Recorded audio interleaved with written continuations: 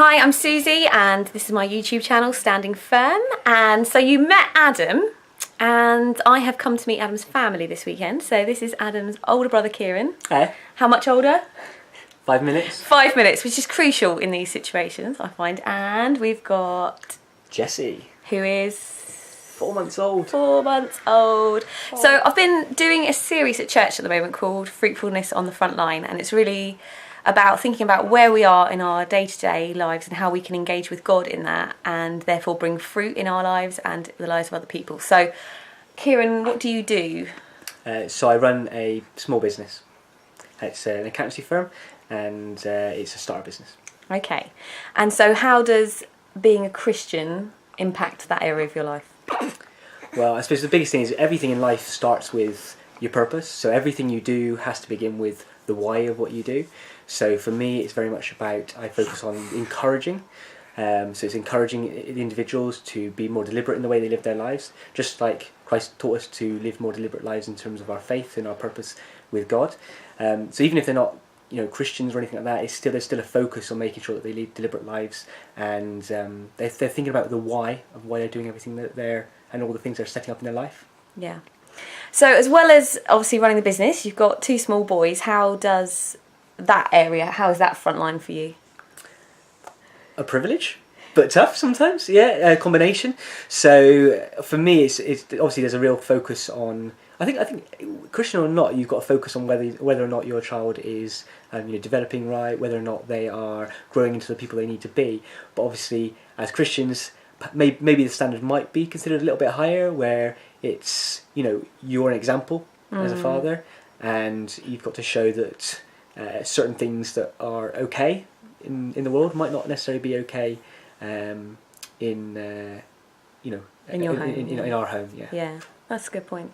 And we were talking yesterday about church, and there's obviously so much need to serve in church, and people have approached you about that. How do you kind of balance that? Because obviously God comes first, but you've got this role as father, you've got this role as provider, and then you've got people at church trying to give you a role. How do you kind of balance all of those things? I suppose it's going back to that point I made about being deliberate about it. I regularly sit down and set goals and set plans and set ideas about the different parts of my life and what's important. Obviously, I pray through each areas of those things, and I think we often forget the responsibility we have as parents. So sometimes we think we need to go out and do lots of things and try and talk to people about God and all this kind of stuff, when actually number one is in the home. Number one is the people that are closest to you and the people that are right in front of you every single moment of the day. I think that starting with that, for me, is the priority. Yeah. So if you've watched the Introducing Adam video, you know that Adam's a bit of a prodigal, and I'm assuming that you guys as a family, you were praying for him that whole time. So how did that feel, as a brother? Obviously you grew up in the church together, and then... I think it's an interesting one because I know he can hear what I'm saying. Does he come back down? So I think it's nobody likes to see people going through pain, and particularly not people that are really close to them. And if anyone else is a twin, there's a particular bond there. So it was it's tough to see that. So it's what's really nice is to see how the confidence, the purpose in the way that Adam carries himself changed through the recent process he's gone through. Yeah, that's really cool. So it's kind of just keep praying, keep hoping, keep the lines of communication open. What would you say to people who've got prodigals in their family?